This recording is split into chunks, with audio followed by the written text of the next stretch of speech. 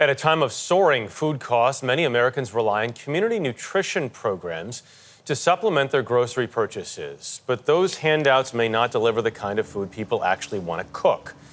Adam Yamaguchi visits a farm that brings familiar foods to an immigrant community, helping them make healthy food choices.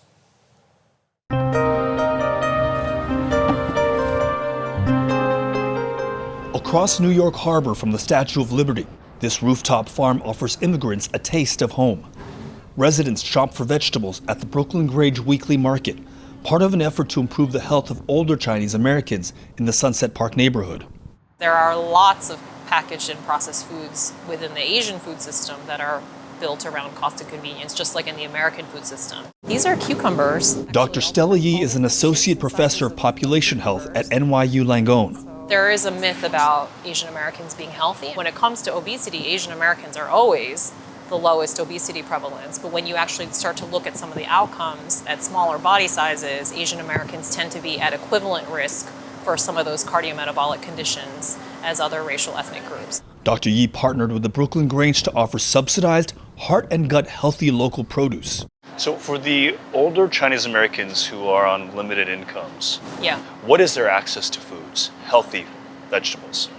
New York City does a great job of having this really robust charitable food system, but the products are not necessarily culturally appropriate. There are things that are being left behind, like canned tomatoes or acorn squash. It's not because they're ungrateful or because they don't need it, it's they literally don't know how to prepare it. The Grange harvests bok choy, Chinese broccoli, and Asian eggplant, and other crops that help John and Vivian Kwa add more vegetables to their meals. Tell me about the vegetables and what you think you're going to do with these. Zucchini, we usually do it on the barbecue and cut it in half and then use soy sauce and then some salt. It'll be delicious. My sugar has dissolved. At a pickling workshop, Winnie Kwan learns how to preserve varieties of vegetables familiar from her early years in Hong Kong. Kwan is active and health conscious, but like so many Americans, succumbs to cost and convenience. You've been here for 30 years. Do you think that it's become easier to find junk food? A lot. A lot of junk food. A lot of junk food, yeah. It's hard to avoid junk food. Back home, Kwan prepares herself a healthy feast of shrimp with cucumber and curried chicken with potatoes. I eat slowly and enjoy it, but I eat a lot. I eat a lot. It's not just about access to bok choy or various types of produce. Yeah, exactly. It's like one bite of food transports you back to being like a 5-year-old kid.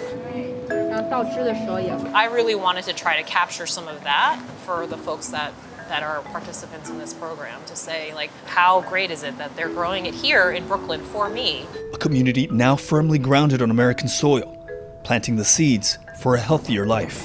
For CBS Saturday Morning, I'm Adam Yamaguchi in New York.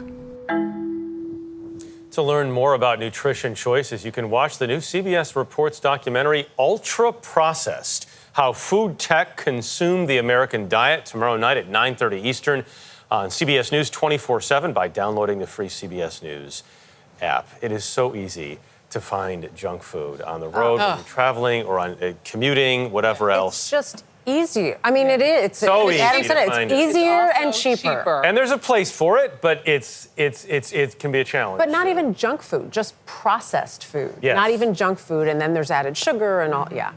Be watching that.